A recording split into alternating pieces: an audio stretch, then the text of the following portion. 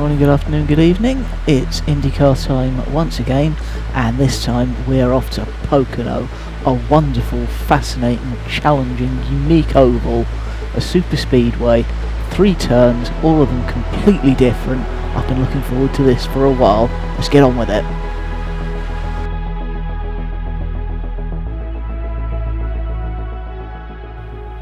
Alright then, let's get going. It's lap 4. This is the restart after the first caution. We've dropped from P4 at the start to P5 here, and this early part of the race is really tough. The whole thing is going to show how things can just ebb and flow wonderfully at Pocono. So we come into turn 1 now, after the long front stretch. Trying to get to the inside, which is the fastest line, having to lift a bit because of the dirty air, and in dirty air it can often be faster to get yourself up high and take the long run around the outside. Up now to turn 2, the tunnel turn. Holding the inside as they go 2 by 2 in front of us. Flat out, very easy to dice with death there. And now turn 3, flattest on the course. Again, cars crossing in front of us, taking our air away, making it very difficult to follow as we come up the front stretch again. Lap 8, turn 3. This is where the race starts to get away from us a bit. We get a poor turn 3 here. Aero blocked by a couple of cars, and here comes Kyle behind us with a colossal run. We're not much we can do here except take the outside and then try and hang it around the outside, but 2 other people have the same idea as us. We have to lift a bit more than I'd like. Kyle drops in ahead of us and we just can't get the run to take him back into the tunnel. So it's sit here, try to regroup. We're thinking, where do we go? Well, everyone went to the outside last time, we got aero blocked. We're going to dive to the inside now. And here comes Kyle, cutting off our air again, perfectly legitimately, good driving from him. Treston's going to get the run round the outside. We can't safely drop in front of him without taking his nose off. He's got all the draft from 5 cars in front of us. We've got hardly any draft, and just like that we're down to P7. A bad lap for us as we come onto lap 10. Lap 15, and we just can't get any kind of a break. We're being aero blocked again through 1, and this time it's Tiago's turn to get a run at us, coming up towards 2. We've got a decent little run, but there's nowhere to go with it. Could we have dived to the inside aggressively? We could. Tiago having a look round the outside, and again he's able to drop into a draft train, nip round the outside, come in front, aero block us back. I've got no answer. Here comes Carlos as well. We nearly take him out, but just see him coming. And we're down to P9. Right, on to lap 22 now, and it's time to make my race, make a bold decision. We're going to come in for an early pit stop. Usually this would be fraught with danger. Pitting in, go high. Pitting in. However, the track here at Pocono is so long and the pit lane is so short that you can get in under green, make a stop, get out and still be on the lead lap. Perfectly timed braking, nearly managing to break the pit lane speed limit, but not quite. And then, right as we're about to pull into our pit box, this happens. Now, watch what happens as everyone else comes into the pits. At most of the tracks in the Indy Fixed series, this would mean that we'd stay 18th, but we'd get our lap back and be at the back of the field and have to fight through. But here, everyone comes in, they have to, they don't have enough fuel. And from 18th, we go all the way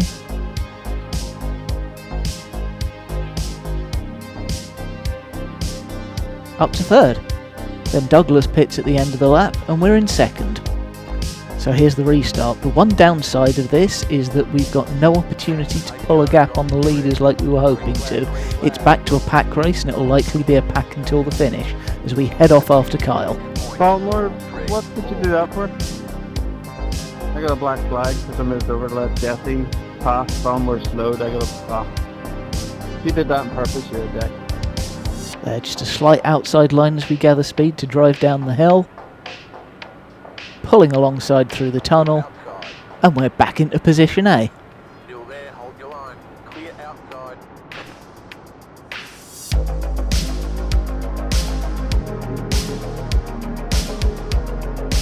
And now as we come up the front stretch in the lead, we take the opportunity to do something that it's possible to do as the leader here. We bait Kyle into moving to the outside, drop back into the inside, and we're going to grant the draft to Russell, pull him alongside, switch back, give it back to Kyle. The idea here is that you want to keep P2 and P3 right next to each other, keep them fighting with each other, and potentially pull a small gap on the both of them. Lap 35 now, once again, Russell. This time we fence him off, but here comes Eric Troiano, very, very fast, a 4.4k driver. He's going to have it up the inside. We'll let him. He's in position A for the time being. And unfortunately, this is about where the race started to go back. We swapped positions with Eric a few more times, and the yellow flag comes out again.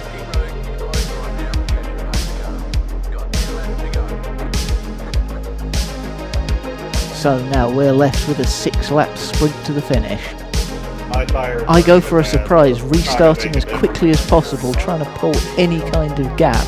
I'm also thinking about the threat from people like Will Stearns and Forti behind me, who are all very fast drivers. I want them as far away from me as possible, and I want them to be fighting each other.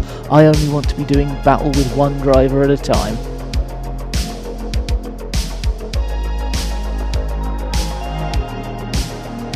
Unfortunately, it didn't take long for Eric to both get in front of us and pull out the gap that we were trying to pull out on others.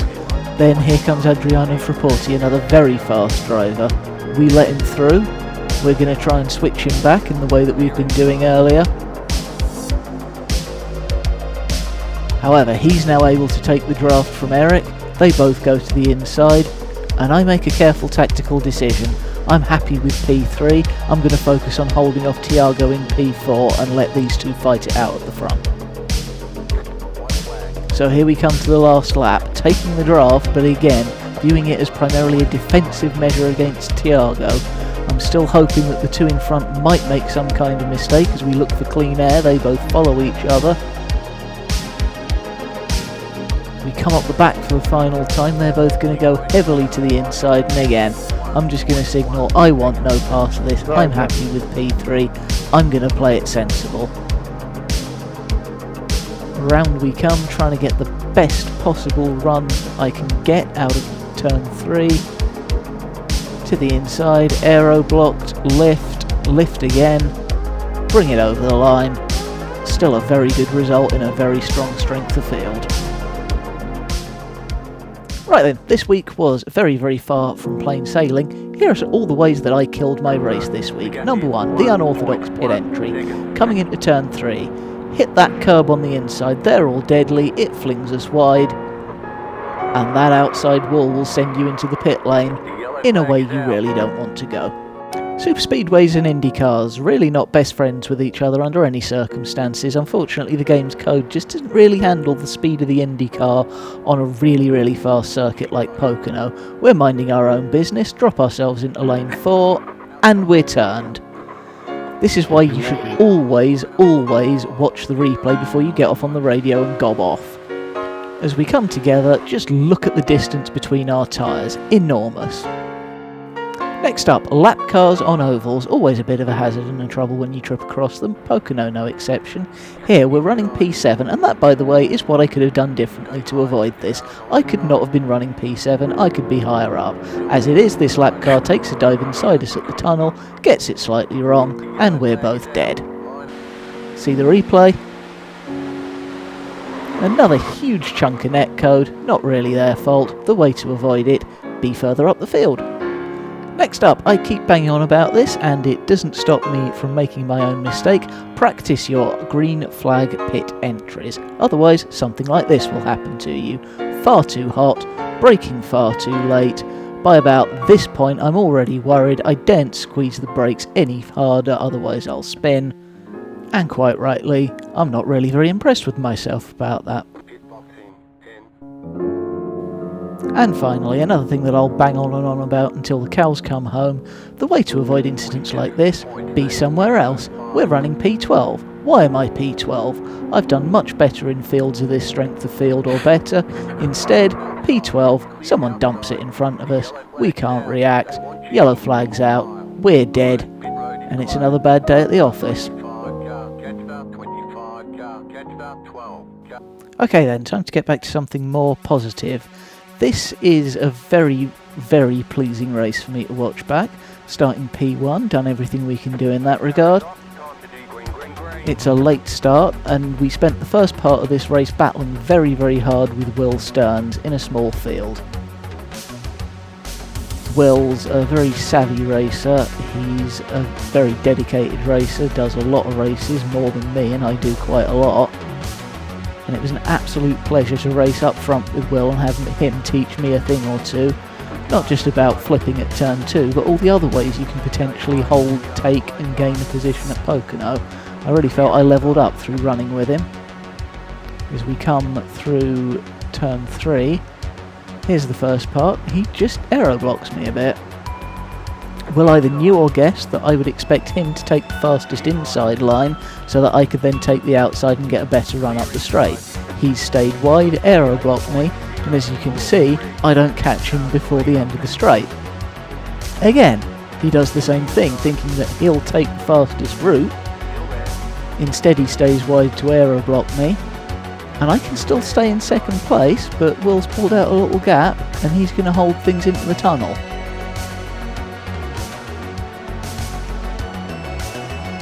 So I'm going to come back at him through 3 now. This time I'm going to dive to the inside. And yep, it's the shortest route, and I can carry plenty of speed. But now he comes with better drive. And through he goes again.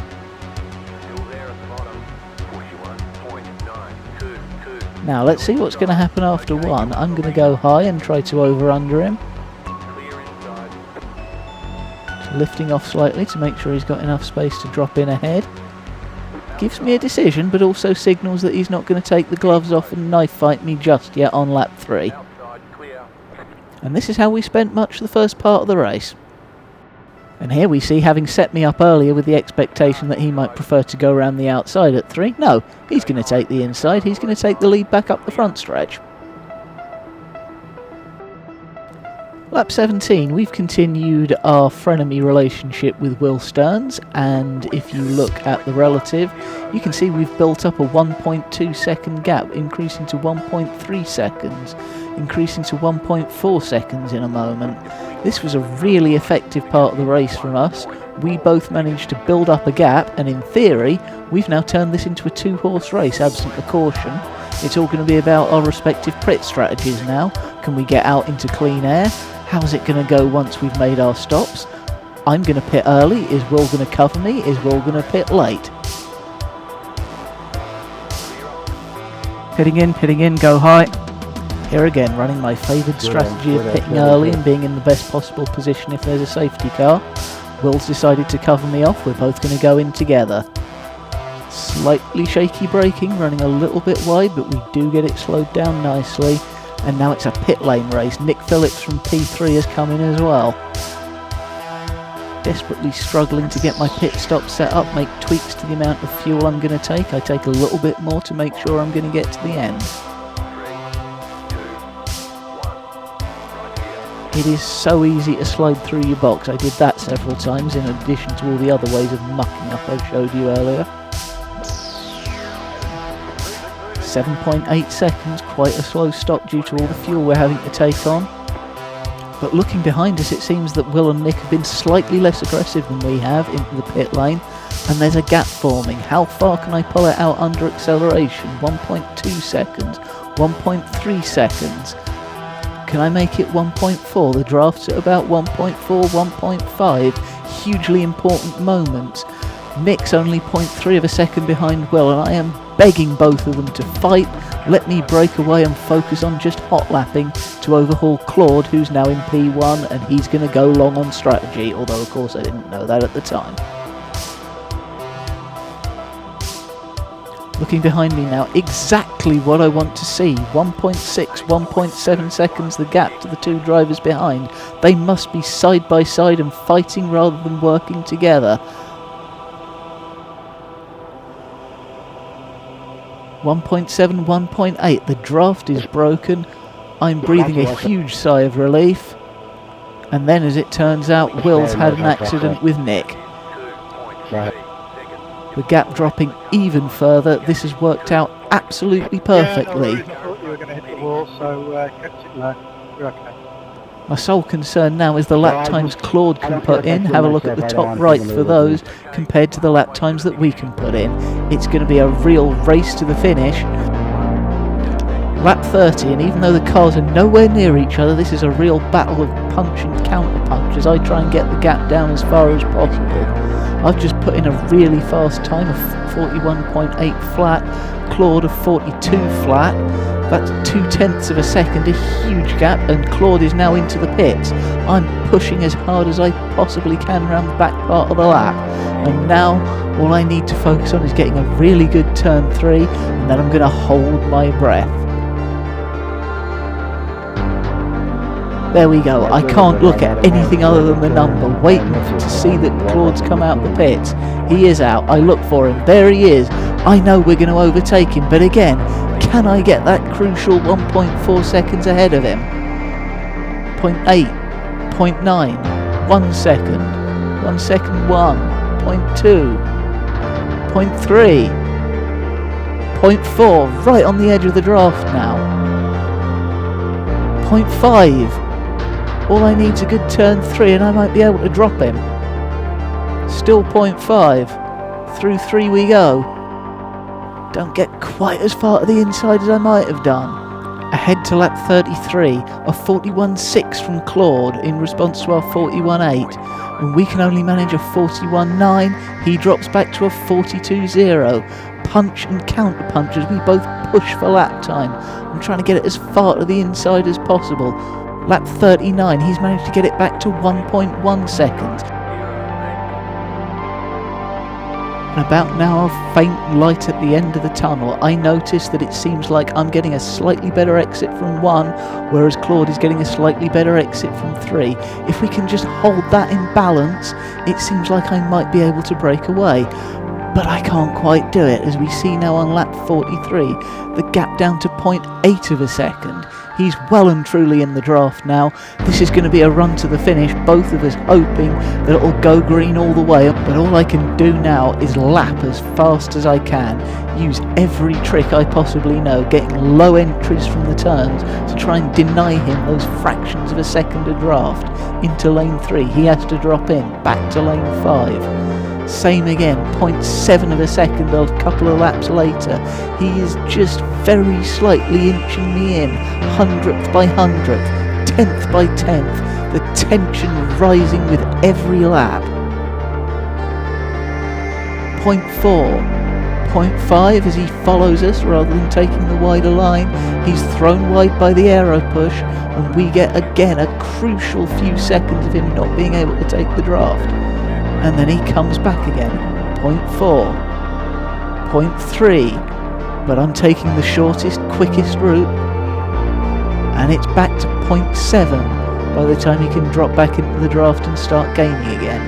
And about now I notice, as though it couldn't get even more tense, down at the bottom right, I'm running really low on fuel. I might not even make it to the end. 4 more laps to go after this one's complete. I'll just leave you with the music and we'll see how it ended.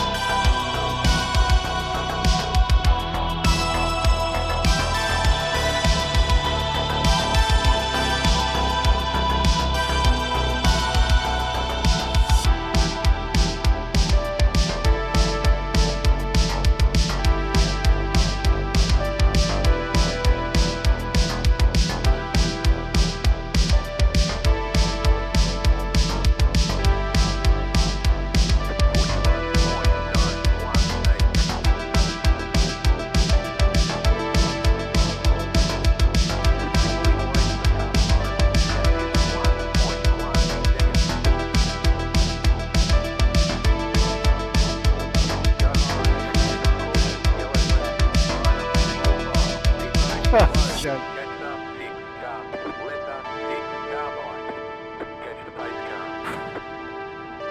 Well, at least he stopped driving up the track when he saw me.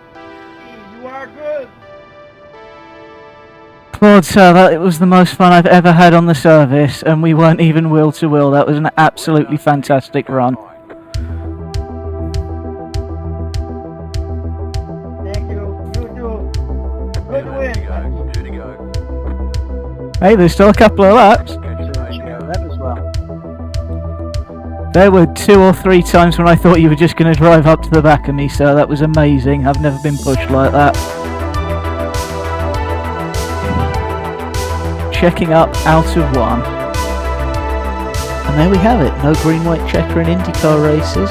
We're going to roll over the line. P1, take the victory. The only one we got all week, and one of the very few races where I was able to get out of my own way, make the strat work, and yeah, I was really happy. And to be honest, I'd have been equally happy if Claude had managed to catch us at the end if it had all gone green. But I do think in those last couple of laps we were pulling back away to 1.2 seconds. I think I might have had him in the end. Anyway, I'll see you next week. We're off to Chicagoland. Should be completely different, should be a complete Thunderdome. I can't wait.